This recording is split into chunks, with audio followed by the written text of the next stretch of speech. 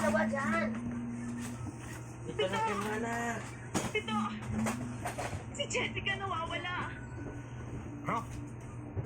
Nawawala si Jessica. Wala? O pinabayaan mo? Hindi. Ha? Hindi. Dyan lang.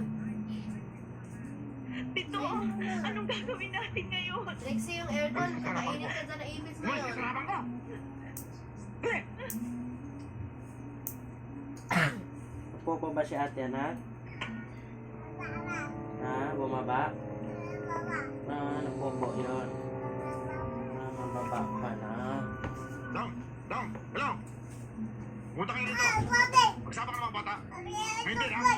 Bilisan nyo! Ha?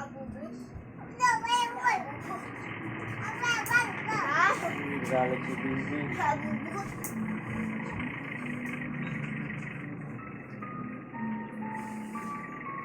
Kaya pala hindi pa rin sa restaurant tayo. Ang dami na doon na sa ano. Mag-inom. Nasi nawa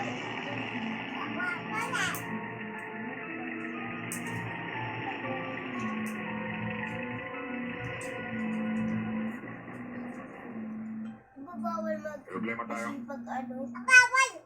Turesma. Si Jessica nawawala.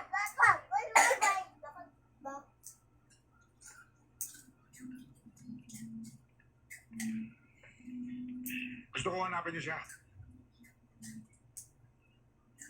Ayaw ko makakarinig ng salita sa inyo na hindi siya makita. Maliwanag ba yun? Kailangan ko si Jessica. Kailangan.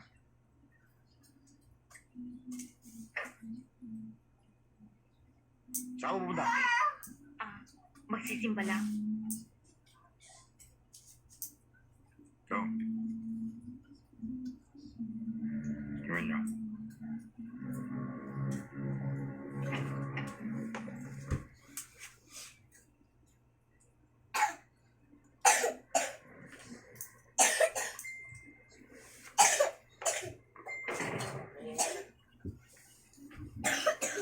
Di ba hinika ka na? Mama, pwede ba yung taxi mo? Sumakay na kayo at malapit na ito.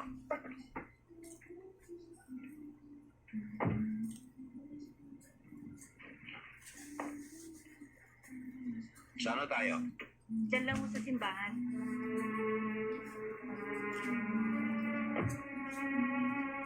Laura? Kocho, Sandali lang. Marami tayong dapat mag-usapan. Sakay. Huwag ka matakot, hindi kita anuhin. matagal ko nang pinagsisihan ang ginawa ko sa iyo, Kocho. Ang pagtataksil ko sa iyo nung nagsasama pa tayo. Ang pagtalikod ko sa iyo nung nasa kulungan ka. Pati ng paglalayo ko ng ating anak. Alam ko namang hindi mo na ako mapapatawad. Kaya sa Diyos ko nalang nilalapit ang aking pagsisisi at paghingi ng tawad. Nagbago na ako, Kocho. Hindi na ako ang dating si Laura. Malapit na ako sa Diyos. Mag-iingat ka. Baka ang Diyos naman ang kaliwain mo. Mas malupit yung pagdating sa ganyan. Pag kinaliwa mo ang Diyos at pinagpalit mo siya kay Satanas, baka ihulog ka nun sa kumukulong langis. Gusto ko makita si Jessica.